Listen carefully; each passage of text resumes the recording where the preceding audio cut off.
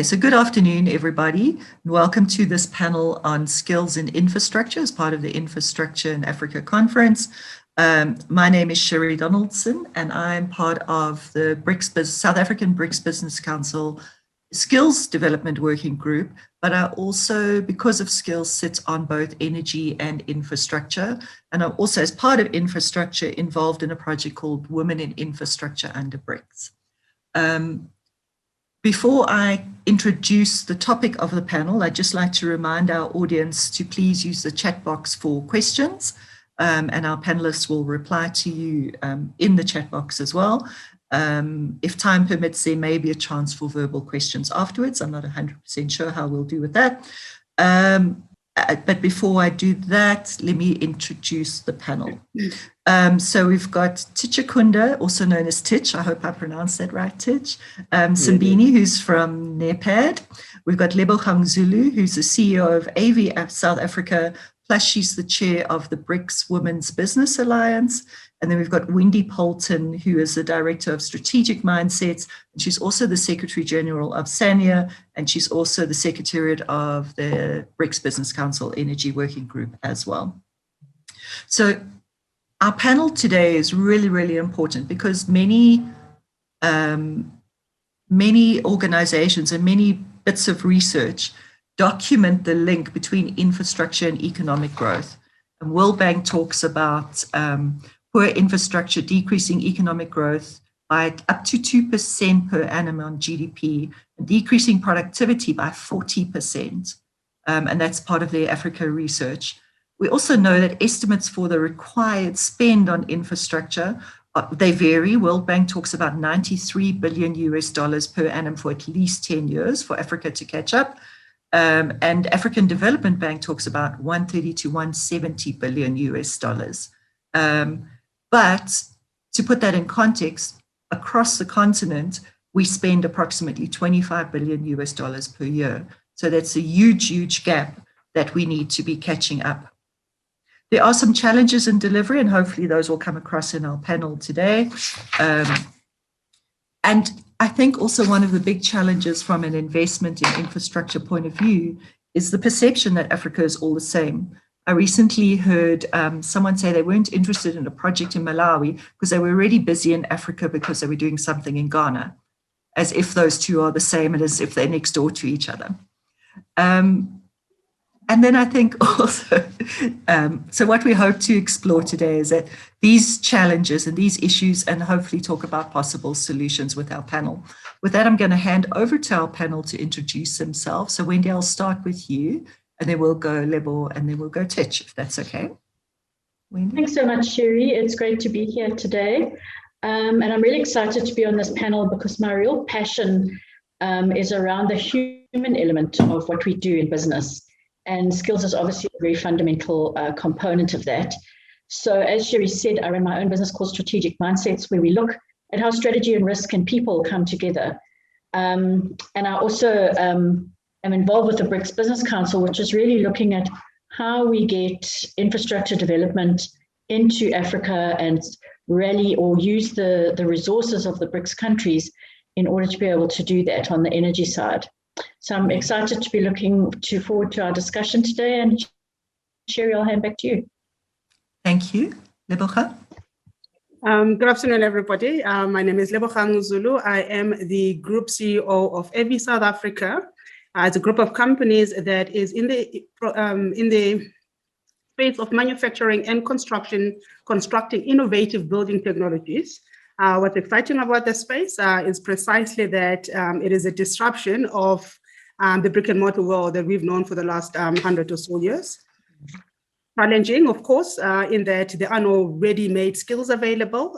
So skills, the skills conversation is a very important part of our journey. Cool. Thank you, Lebogang. Tich? Thank you, Sherry. So my name is Tich Simbini. I work for the African Union Development Agency, which was formerly called NEPAD. So one of our key mandates is to execute the implementation of the priority of flagship projects for the African Union. And under that, we have a program called the Program for Infrastructure Development in Africa. So we recently, the heads of state recently approved the second phase of that program. And one of the key things that they require us to do is to look at to be able to anticipate the skills requirements for these infrastructure projects that are covered under that program. And over the years, we have developed some instruments that help us to estimate the number of skills that are required for this during the life cycle of our infrastructure projects. So I look forward to sharing some of our experiences in that area, and also to learning from my co-panelists. Thank you very much, Sherry. Over to you. Thank you so much, Titch. I'm really excited. I think we've got some really diverse thoughts and perceptions around what's going to be needed. So I'm looking forward to a very interesting panel. Okay, so we've been asked to address a couple of questions. The first one is, what is the biggest obstacle to planning for skills? But I think we can't answer that without saying what are the obstacles around skills before we can say about planning for skills. So if you can think about that in your answer to the question as well. And shall we just go in the same order? Wendy, we'll start with you, then we'll go Lebogang, then Titch again. Thanks, Sherry. It's difficult to find the single biggest because there are lots of them. But I think from my perspective, I think the fact that things are changing so fast, and so that means that there's technology changes, there's social changes, and in Africa, often we are leapfrogging into new technologies without even having gone through some of the other technologies, which is a wonderful opportunity for us. But what it means is that our engineers, our environmentalists, our financial people, all have to be keeping up with this rapid pace of change and be trained differently. And I think gone are the days where we really had an engineer that came out and that was the only training you ever did. And for the rest of your life, you practiced engineering. I think as things are changing, one of the biggest challenges is that people have to keep up to date with all these changes and reskill themselves continuously as we go along. And that could be formal training in form of degrees, or if you have to be certified to do certain things in infrastructure development. But it's also some of the softer leadership elements that we need. And some of the really what people call soft skills, but are really probably the most important skills that you need, is to be able to navigate this complexity, to not get lost in it, to not get paralyzed by it, but to be able to deal with uncertainty and still move forward. And I think that's becoming more and more difficult as we go into complex and complicated worlds, and having to really reskill ourselves all the time. I want to just reinforce what Wendy was saying there, because someone posted a quote today, which was actually attributed to Barack Obama, but the future belongs to young people with an education and the imagination to create. And when I saw that, my immediate reaction was, yeah, the education's important, but actually it's the soft skills. It's that my problem with this quote is it almost creates this thing like, once I've got education, I stop. And I think that's the wrong message that we're sending to young people today. And Wendy's right, we need to be relearning, unlearning, relearning again, and we need to be thinking differently and educating ourselves as a lifelong process, not as education. So Wendy, thank you for that. I think that's really important. Sherry, if I could just add to that, because as you were talking, I was thinking that it's not only about being in your sector. Very much. What we're also finding is these sectors are merging and mashing together. So it's not only sort of learning within the sector that you grew up in. Nowadays, you have to also understand in the energy sector, telecommunications and all these other things as well, and mobile transport, electric vehicles. Yeah.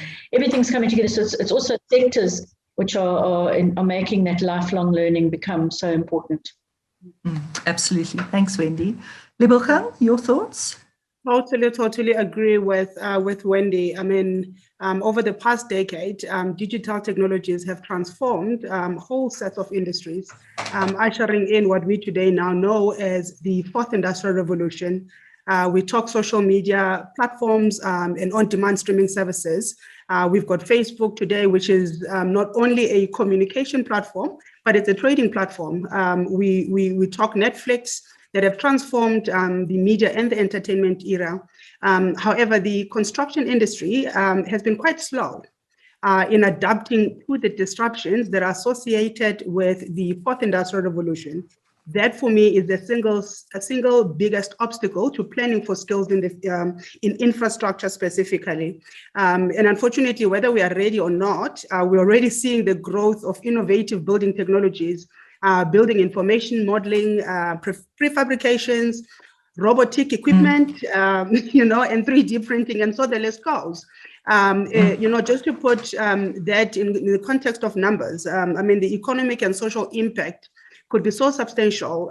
Just the construction industry alone contributes 6% to the global GDP. Now that's significant, and it employs more than 100 million people worldwide.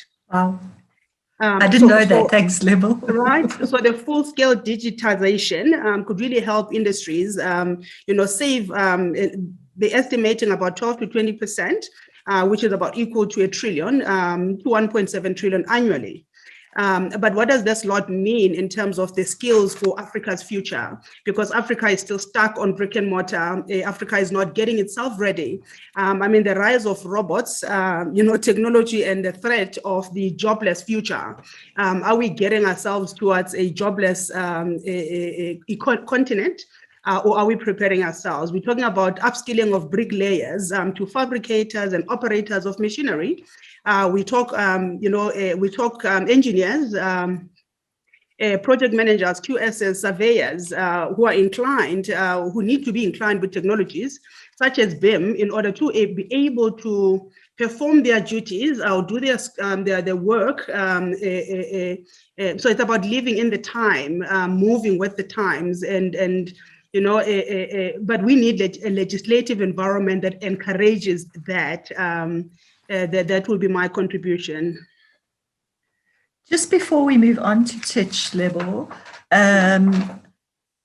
you raised something, I mean, we're not keeping up with the times. So is one of the obstacles things like basic education and higher education? So school infrastructure, school curriculum at both basic and higher education levels. What are your thoughts?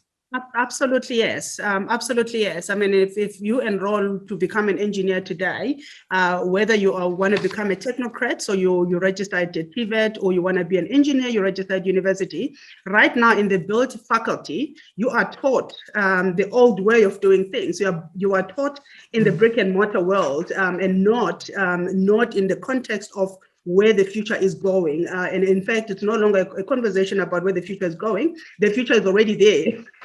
You know, exactly. some of the same conversation where we were a couple of years ago, we're still talking about global warming and climate change as something of the future, where it is here today. Just recently, we've seen the cyclone Eloise.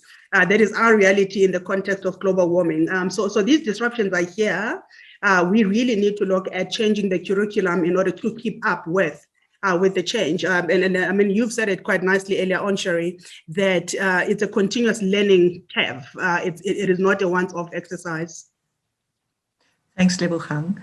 Titch, I'm going to come to you, and in your answer, if you could also think, a couple of years ago, in fact, it was my first CENZA conference, it was the energy Indaba, and the then CEO of Fluke said, we don't have a shortage of skills, we have a shortage of committed projects.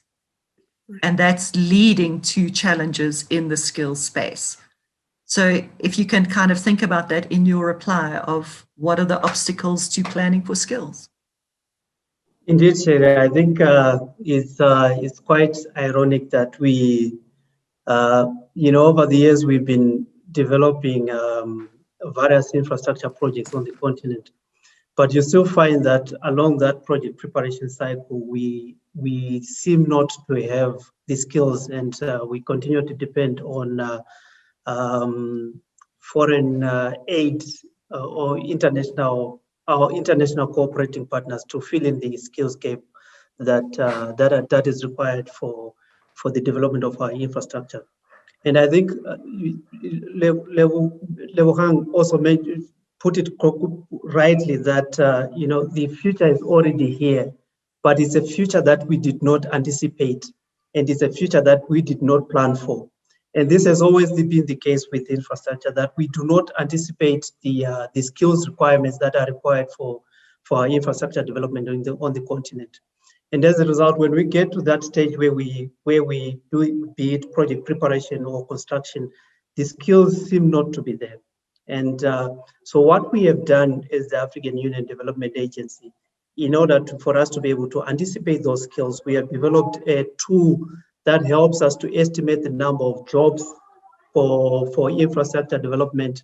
And then using those estimates, we can then work with governments to identify the required skills and then develop specific action plans to make sure that by the time we get to a certain level of development of a piece of infrastructure, we would have worked with our various stakeholders to make sure that we provide the necessary skills for the development of those infrastructure projects. And then the other thing, where those skills are not available, we are also working with our governments to see if they can be sourced from the region, or they can be a deliberate skills transfer component to every development of our infrastructure projects. And I think we have also learned from our partners. If you look at what has happened globally, if you look at what China has done in terms of building their own skills in railway construction, and then they have moved to export those skills to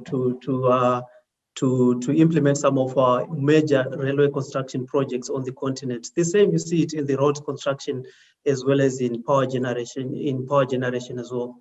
So we want to try and anticipate those skills, so that we do not think in the present, but rather in the future, so that when that future comes, it finds us prepared with the right skills that are required for our infrastructure development. So those are some of the interventions that we've been doing, and of course we are working with our academic with our academia, the TVS on the continent, to make sure that we develop those skill sets, and we have that capacity building and skills transfer in the process of our constructing our own infrastructure projects. Okay. I want to come back to the point about committed projects. So I know when we were prepping before, Titch, we talked about how many projects you guys have on your project kind of radar. How many projects do you have that are ready to go? And if you think of that financial need that we spoke about of like approximately 100 billion a year, how many do we have that would kind of fill that gap? Do you know offhand, or am I putting you too much on the spot? No, that's fine. That's fine. So, like I mentioned earlier on, the African Heads of State developed a program called the Program for Infrastructure Development in Africa, and it was first conceived in 2012. And so, when the first phase started, we had about 422 projects on that pipeline.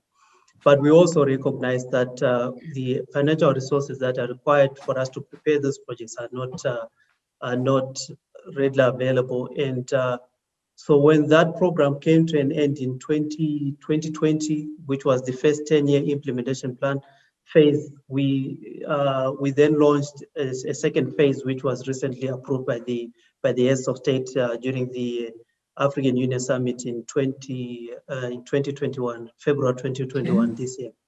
And in that program, we decided that we should have a pipeline which has got two sets of projects. So we've got projects that fall under the short list, and then we've got projects that fall in the long list. In the short list, we've got 69 priority projects across the four infrastructure sectors of transport, energy, water, and ICT. So those are the projects that we are focusing at a continental level. But this is not to say that the various regional economic communities don't have their own priorities. They do have their priorities that they're working on. But these 69 have been selected because they are because of their importance in terms of continental integration. So yeah. But look, with the infrastructure gap, like you mentioned, is bigger than those 69 projects. Way bigger. Yeah. Thanks, Titch, and thanks for letting me put you on the spot a little bit. Okay, ladies, anything else you want to add before we move on to the next question? And maybe I wanna put them on the spot even more.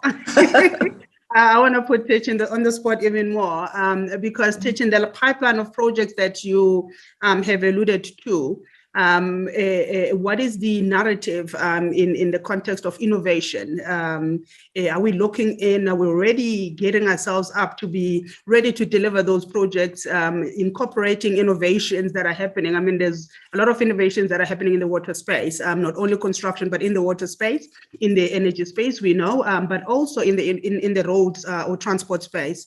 How much of that pipeline constitute a component of innovation? A, B, the issue of climate change as well. Have we taken all those into consideration?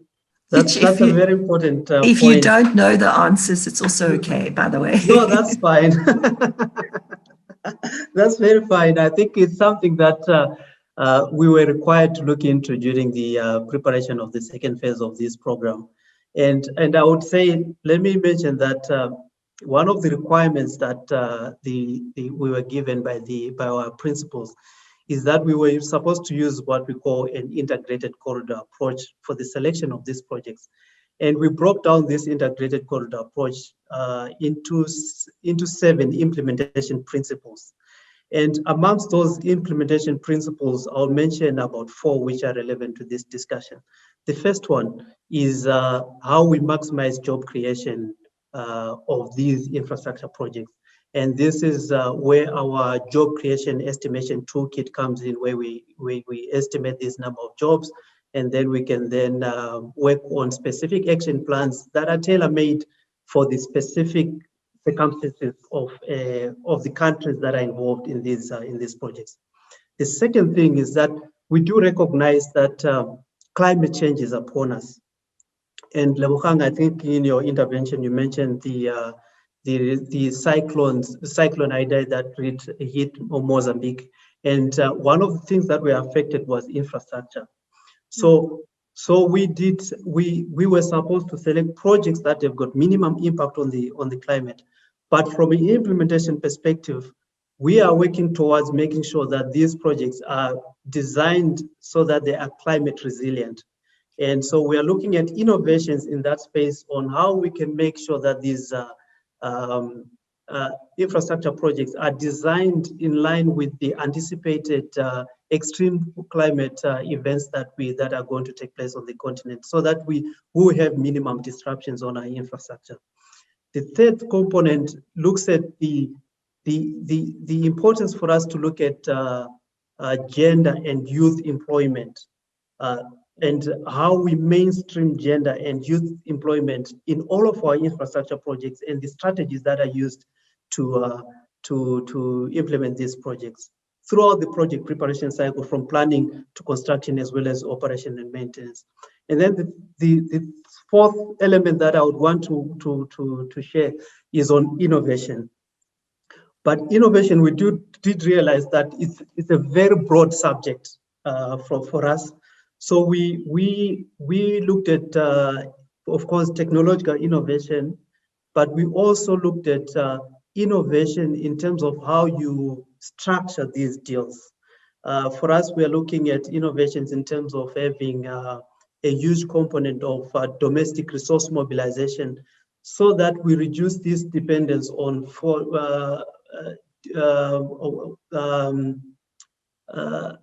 I would not want to say, I mean, on foreign investment, because of the fact that in most cases you then have you have negative balance of payments for these countries when it comes to paying back for those the capex involved in the infrastructure development. So we are working with various institutions to see if we can increase the proportion of domestic resources from our own institutional investors to participate in the infrastructure space. For that, we have an initiative called the 5% Agenda, where we would want to work with governments to change their legislation to allow institutional investors, such as our pension funds and our insurance funds to invest at least 5% of their assets under management in infrastructure development. And then we're also working with the African Development Bank to have a core guarantee facility to mitigate us against some of those risks that are associated with those projects. So I hope that answers your Lebohang's questions. And we also, I think we also do recognize that innovation in terms of 3D printing and all the other technologies that are associated with the current industrial revolution that we are facing now, we need to also then find ways of incorporating them in our operations. Thanks so much, Tich. Thank you. Okay, so we really do need to move on. The second question we were asked to look at is how can African leaders promote collaboration between business and education? Lebohang, shall we start with you this time? Absolutely. Absolutely. So I think part of what we've learned as Africans is that the gap between the public and the private sector has become so wide that input coming from the private sector has not really seen through implementation of some of policies that our African leaders have worked on. But we are seeing a boom now of master plans that are being put together, but incorporating not only the public sector, but the private sector as well. For me, that is the first step in the right direction because it is allowing for a collaborative approach towards solutioning, right? So one is welcoming that those kind of collaborations. We are hopeful, of course, that it doesn't become once-off exercises, that it becomes a continuation for the betterment of Africa. Our founding fathers and mothers of the African Union, I can't just speak about the fathers when the mothers are there, is really embedded on the principle of a prosperous and peaceful and sustainable African continent. But that cannot only be done from a political point of view or an administrative point of view. It really needs the private sector. Public sector does policy, private sector implements. So combination of those two, that collaborative approach is absolutely essential in order to get to the desired outcomes. So we need more platforms. We really need more platforms as the private sector to contribute to strategic drives and really support the national development goals. Before we move on to the other two, Lebohang, what kind of platforms are we talking about? I mean, I know, so we've got master plans happening in a couple of countries, but what else could we do? I'm very sitting right here. I'm very excited about the Africa Free Trade Agreement. That alone for me is a platform that says private sector come through. However, it is encouraging economic collaboration. We now need to take such platforms and say, how do we do exchanges between a South Africa and a Tanzania from an education sector point of view? How do we stop being reactive and start being proactive? So while we understand that innovation is here, it is disruptive, and maybe we're late in the game, but now that we are here, how do we leverage on what we have as a continent within the continent? They usually say that if you are not in the room where decisions are made, decisions will be made for you, right? So in the same context, if we do not begin to marry the relationship between preparing for the future while dealing with what issues that we're dealing with now, both as private and public sector, then somebody else will come in and do that for us. And tomorrow we'll be crying about a lot of imported services or imported products that are feeding our education system or feeding our kids. With levels of education that we are not in agreement with, or on technologies, for instance, that are not from Africa. Okay, so Lebohang, thank you for that answer. Before we move on to the other two panelists, if you could just elaborate a little bit more. You mentioned the need for more of these platforms. What kind of platforms are we talking about, and how would that look? Okay, so while we have the Africa Free Trade Agreement speaking to economic collaboration between countries, you take that level of a platform and bring it back into the education space, where we are saying we've got 4IR, we've got so many disruptions that are coming with this particular era. What platform can we then use that will enable African countries first amongst themselves to begin to exchange knowledge and inform curriculums that speaks to the current. We need to move away from being reactive into being more proactive. But what we're seeing, and I think COVID has really helped quite a lot, in that it kind of like forced all of us, business leaders and politicians really, to just slow it down a little bit and say, why are we moving in different silos? Why are we operating in silos? And it kind of like forced us to come together and start talking as a collective towards a very important aspect, being the economy. And now I'm saying, let's take that and bring it back into education. So we lead the narrative of what goes into the curriculum instead of being fed what the narrative should be or led behind the whole world. Okay, so Wendy, do you want to talk about how African leaders can promote collaboration between business and education?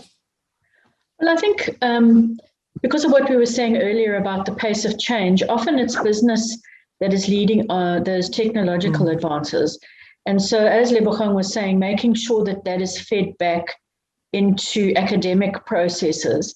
But I think it also goes a lot deeper than that, because business trains people. Once you get your degree, you don't have all the skills that you have or whatever training or competency you trained for. It's that on-the-job training and that practical implementation of projects and learning some of the other associated skills that you need, such as working with stakeholders and all of those kinds of things, that business can also add on. And I saw a really nice quote the other day that said, you need to evolve to succeed. And I think it's that evolution of the individual person in terms of their skills development that's really critical, where business and African leaders can work together. I think also businesses are changing their business models quite a bit. We see specifically on the energy side that this large centralized power utility of the past is going away to through the energy transition into much smaller, decentralized energy provision through renewable energies and storage and all of these other things that are happening. So I think business being clear not only about what skills they think they're going to need in future, but how they see their business models evolving and what that means for the sector. And then I think probably lastly, business plays a huge role in infrastructure in providing anchor customers. So as an example, you would have seen that the Inga project in the DRC has been on the cards for so many years, and it's an amazing project. It's a renewable project with run-of-river, so you don't need huge dams. It can provide so much energy for Africa. But we haven't really seen it take off, and in my humble opinion, it's because we don't have an anchor customer that's going to be able to take a large proportion of that power and be able to use it and give the project some momentum and share the risk allocation, because that's where business and industry can really help. So it's also getting business to understand some of the risks that governments are having to take. I think Tish was talking earlier about government interventions and guarantees and how they're working with banks, and how that works, how that risk allocation works. And business can definitely start the market, because they're working across different countries, and they can start a big enough market in the region that we can then start localizing and make it competitive for goods and services to supply that infrastructure to be localized, because we have a big enough market size. And I think that's the other big interface for me between business and leaders, African leaders. If I could maybe weigh in on what Wendy just said now. Wendy, you're absolutely correct. And yes, business is willing to to become that platform that does the skills development, that does the training. But I also think incentivizing the business sector or the business environment becomes also important, because we do not want to end up being training centers. We are profit centers, right? So the balance between, being incentivized as a business, incentive models that encourages businesses to, to take on even, unskilled, I don't want to say unskilled, qualified, yes, but lack of people with no experience. We need some levels of incentives, incentive model that encourages that. No, I totally agree. It's got to work for everybody. Yeah. Cool. Titch, anything from your side that you want to add? I think this is an interesting discussion. From the African Union perspective, we earlier on, Sherry, you mentioned that the infrastructure gap, the estimates that have been postulated by the World Bank as well as the African Development Bank, we've also done our own estimates, and we do recognize that that infrastructure gap will not be filled only by through public funding, but it's important that we should work with the private sector. So the African member states and our heads of state, recognizing the need for private sector participation in the infrastructure sector, formed an instrument called the Continental Business Network. And it's a platform where the private sector can then be able to give those inputs on how we can de-risk some of our infrastructure projects and create an enabling environment for the private sector to actively participate in investment in infrastructure. And through that platform, we produced a report called the De-risking Infrastructure Development in Africa. And that report was then the basis for us developing the 5% agenda, which I mentioned earlier on, as well as the Africa Infrastructure Guarantee Mechanism. So those are some of the platforms that we have created for private sector participation. But we are also working. We do recognize that is not sufficient. In most cases, you find that most of these skills for infrastructure development reside in the private sector, and there is that asymmetry between the skill sets that are in the private sector and those that are in the public sector. So some years ago, we developed what we call the skills for infrastructure development, where we were pairing some of the experts within the private sector with the experts within the public sector, so that they can then mentor them, especially the young generation which was coming in this space, to build those skills within the public sector.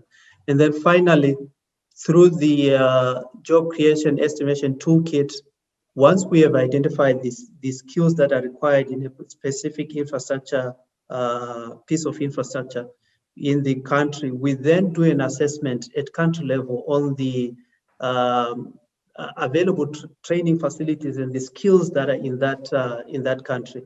Then we work with the academia to then where some of those skills are absent in those countries, we then work with them to make sure that they create some training programs to make sure that those skills are developed within those countries. So those are some of the things that we're looking at, and I think we are also working to establish some centers of excellency in specific areas. Like I'm sure you would recall that we have a center of excellency in hydroelectricity power generation in Zambia, and there is a training facility that was set up.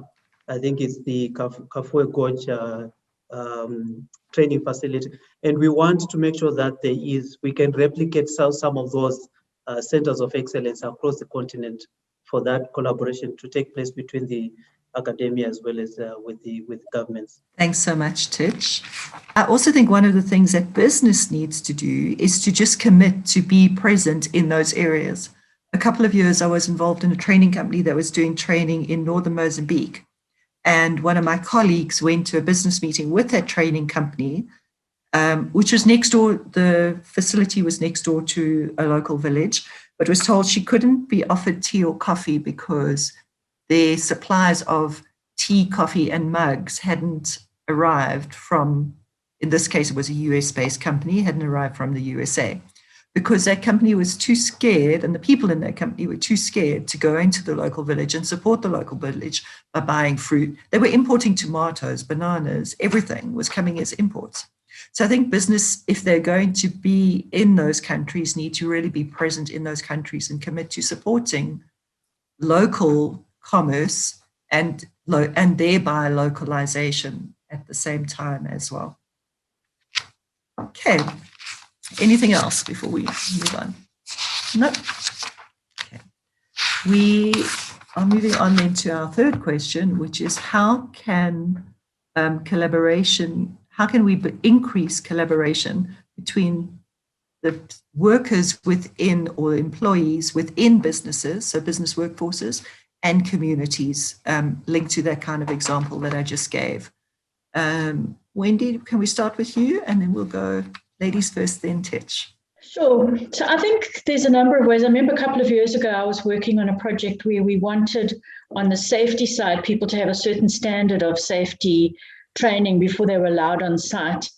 And the one guy said to me, every time, jobs and projects are cyclical, and one finishes and I go on to the next one. And every new company I go to, they start saying, well, now you have to go through safety training again, and it's 3 months before I can start my work, and it's money. And so I think we really need to think about, amongst businesses, how you could standardize some of those things. So what happened in that case was that if one big company had already certified somebody, there was an agreement between the organizations that the other company would accept that certification and they wouldn't have to go back.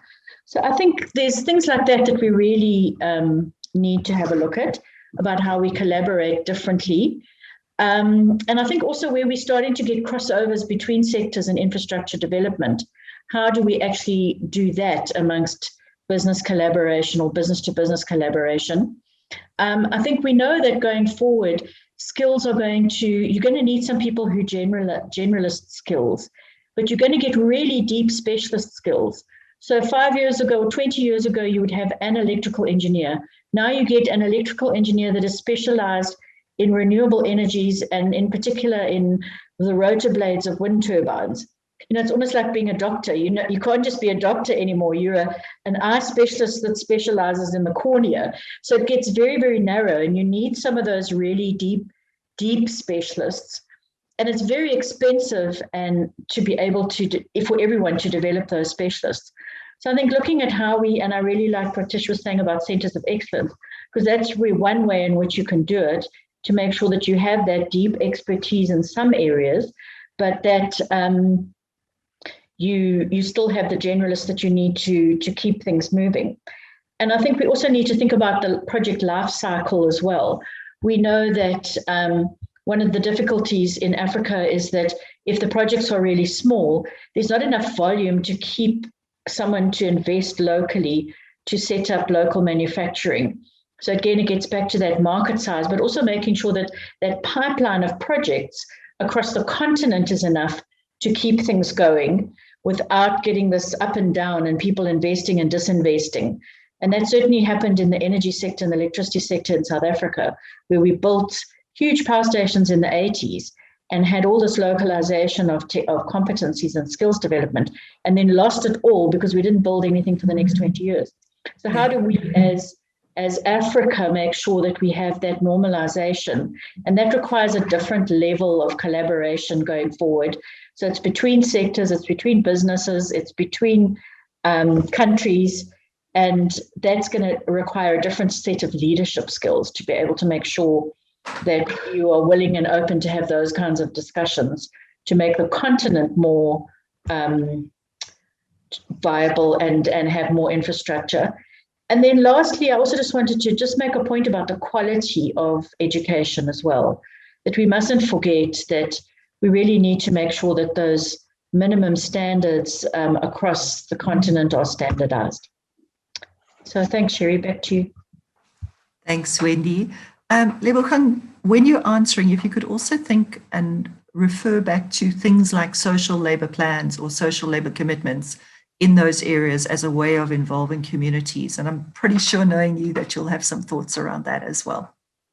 Thanks. Absolutely, absolutely, Sherry. For us, it's really part of our business model, where we have taken a conscious decision that where you look at our vertical integration approach, we manufacture and we construct. However, we have structured the construction company in such a way that it's highly specialized. So it focuses on a segment of the value chain of a project. So we specialize in the superstructure part. Why we've gone that route is for various reasons. One, we operate in a country that has got very big depths of inequalities. So we have seen an opportunity to use what we do, especially because it's an emerging sector, if you like, the whole innovative building industry. So we then incorporate and collaborate with other consulting firms, for instance, to provide us with specific services. And I'll give you classical examples. We've got sets of companies that provide us with project management services. Not that we don't have our own, but we don't want to scale up too much and have this crazy overhead where we can use that platform to empower somebody else. So we've taken an empowering approach from that perspective, from business to business. And from a community perspective, our model again, so while we specialize in the superstructure part, I'm talking only putting up wall panels and that. However, from a community point of view, wherever we build, we subcontract specific trades to local communities. Again, that subcontracting component enables us to contribute to the socio-economic agenda of the country. Much more than, and yes, I mean, we do maintain the quality issues, we maintain the time issues, but what I would like to flag is we have a relatively youthful a set of employees. We're a very youthful company, never mind that I'm not. But what that does for us in our model, it's a workforce development model, if you like. What it does is, they always say you can't teach an old dog new tricks, right? So it's therefore easier for us, being in an innovative building space, to rather employ inexperienced younger people that we can train, A, but B, give them the flexibility to do what they do best. The beauty about young people is they're so innovative. They allow their minds to grow and go wild. I mean, you can just imagine yourself when you were still 16. The things you thought about at 16 versus the things you think about now, are not the same. So we allow them to drive innovation, but it also then contributes to increased productivity, increase that level of excitement and ownership of the company. So there's that level of excitement, which makes it easier for you as a leader to then lead and not worry about how much time is spent on any aspect. So for us, I think a model like that, if adopted by many other companies, would really contribute a lot towards addressing the social issues that we have as a continent in the context of unemployment, in the context of poverty alleviation, and the reduction of inequalities that do exist in the economic space. Thanks, Lebogang. Tish, any thoughts from you? Thank you, Sherry. I think this is quite interesting. And so I think earlier on I mentioned that we are being guided by what we call the PIDA integrated corridor approach. And I mentioned some of the 4 principles that we that guide our support to these infrastructure projects. And one of those principles is called rural-urban connectivity, because we recognize that, you see, some of these infrastructure projects, they traverse through rural communities, and some of them are actually located in very remote communities. Like, for example, if you look at hydropower projects, they are location specific. But in most cases, these rural communities where these projects are situated or where these projects will pass through don't benefit directly from these infrastructure projects. So we have made a principle that when we look during the structuring of these projects, we should look at the two things. The first thing is that when we do our job creation estimates, we should strive to use labor-intensive construction methods, so that those youth within those communities that are not skilled can also benefit from the employment opportunities that arise from these infrastructure projects. And the second thing is that access to these infrastructure projects is critical. As you have seen during this COVID pandemic, what made a difference for in terms of our ability to adapt to the situation is access to certain technologies like the internet, where those communities that had access to the internet could continue with their education. But unfortunately, that was not the case for some of our rural communities. So we are looking at the last mile access of these infrastructure that will come to pass through these communities.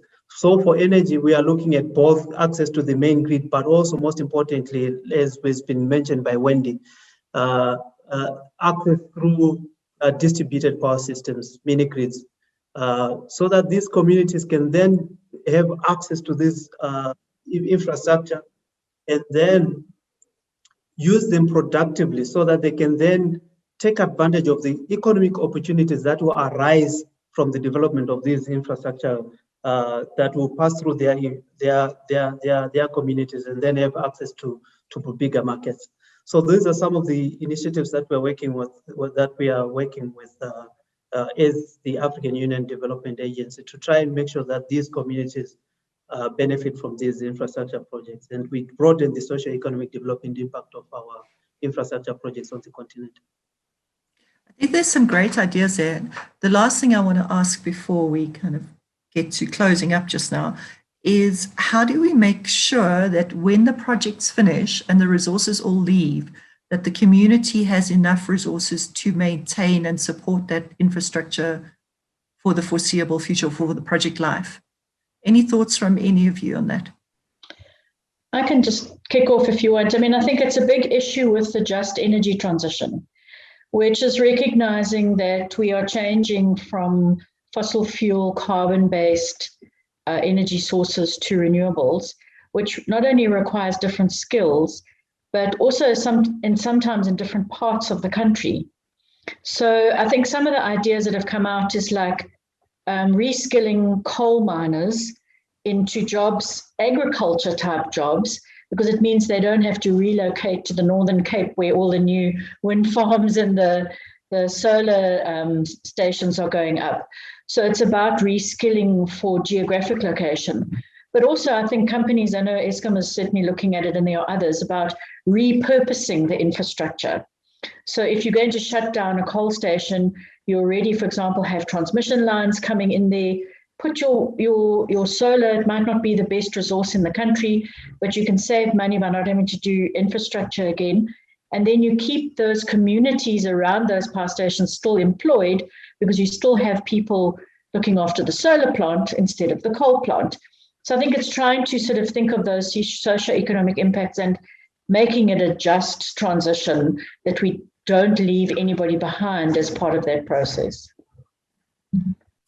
I totally agree with Wendy. You know, it's a business decision whether you want to really contribute to the socio-economic imperatives or not.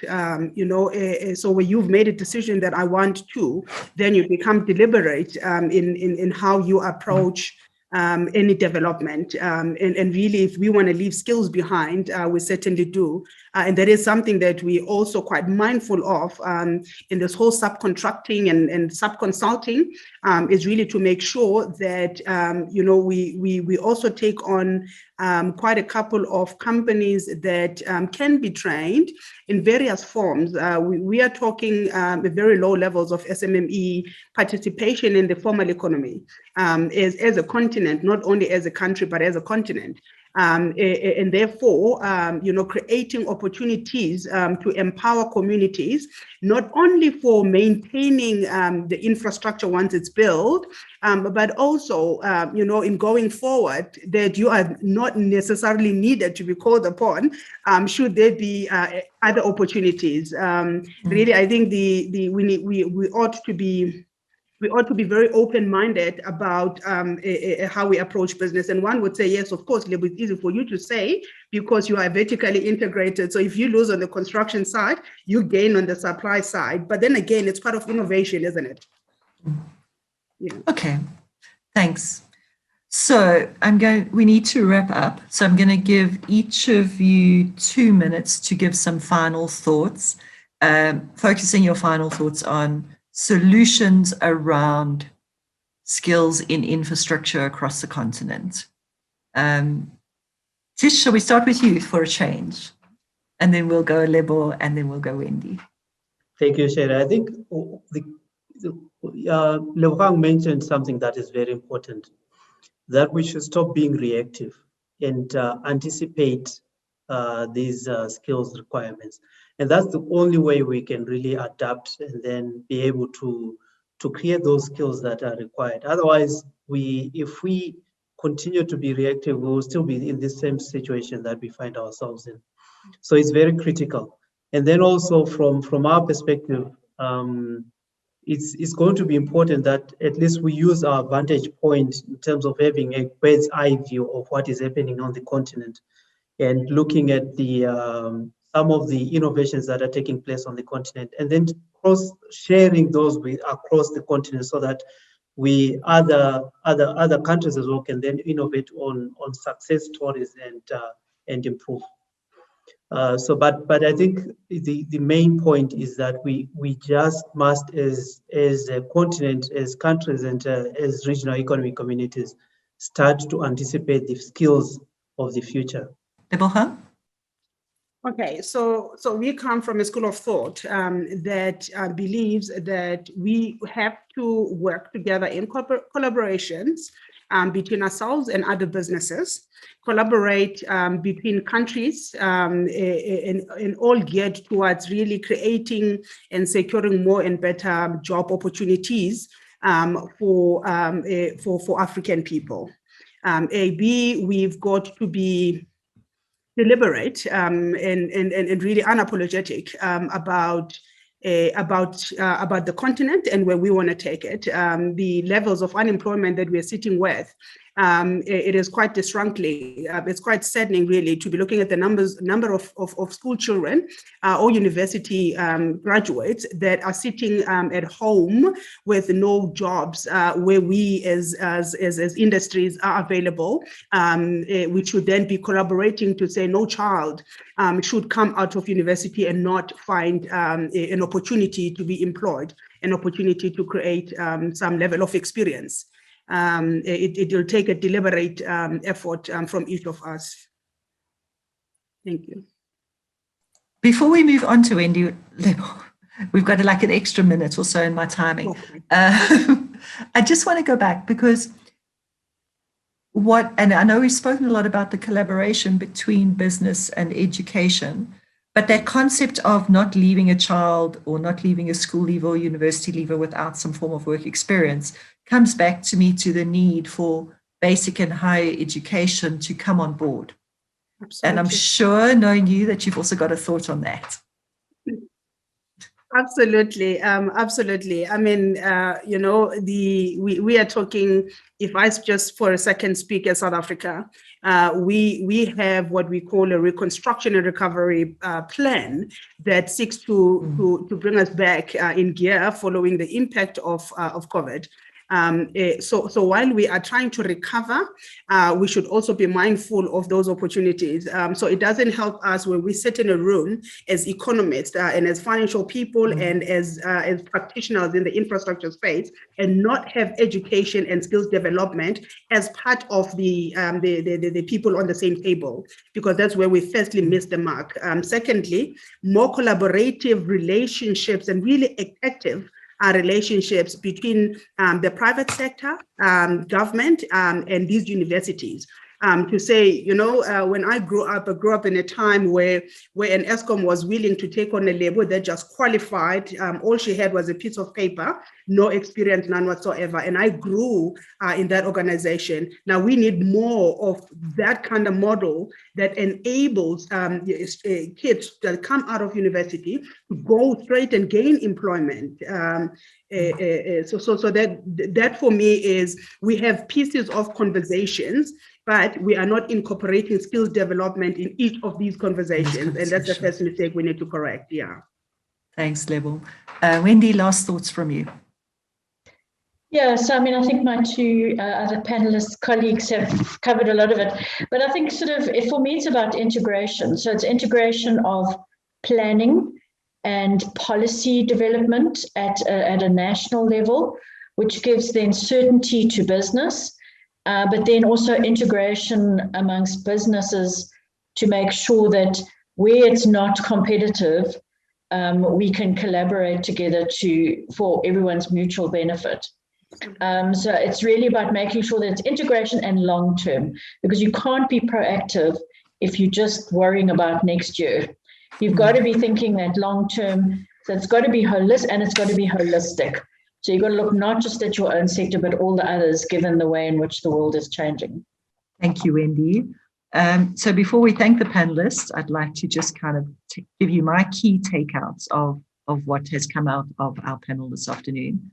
I think in terms of infrastructure and the need for infrastructure across the continent, so there's so much opportunity for business to get involved and to support government in that. And I loved Lebohang's idea of kind of using the concept of the African Free Trade Agreement to create an African education agreement. And I love that concept, and we're definitely going to be talking more about that, Lebohang. We need to also be, as business, cognizant of the fact that Africa is one continent. We have the free trade agreement, but it's not one country. And each country is going to have its own nuances. Each project in each country is going to have its own nuances. There's languages, there's culture, there's development statuses, there's infrastructure levels, there's skills levels that need to be taken into account. And I think Titch has given us some great input around that. I think, and this came up in, I think, every single conversation today, collaboration is key. Without that, and that is between business and government, it's between business and businesses, and it's between business and local communities, and business and labor. And all of those levels of collaboration are key. But in doing that, as Wendy said, we need to be long-term, and we need to be thinking proactively, linked to Lebohang's point, long-term rather than the reactiveness with which we mostly respond to things. And then finally, and I think this came through a lot as well, we need to be really deliberate about the choices that we're making as business and as governments and as organizations such as the African Union, to be really deliberate about the fact that, and Lebohang, your term, non-apologetic, about the fact that we're pushing a development and economic growth agenda for Africa, and that can be led by infrastructure if we have the right skills in play. So with that, I'd like to thank all of you. I think it's been a fantastic conversation and really, really exciting. And I hope the audience has enjoyed it as much as I have. Thanks, everybody. Now is the time to bend the arc of history, to plan, to shape, to lay the foundations of our future, a future free of poverty, free of helplessness, free of dependency, a future distinguished by progress, by shared prosperity, by bridging gaps in society, building bridges across our continent for the farmer who needs roads, and for families needing clean water. We build services and infrastructure, building our economy that build identity and belonging, building our continent.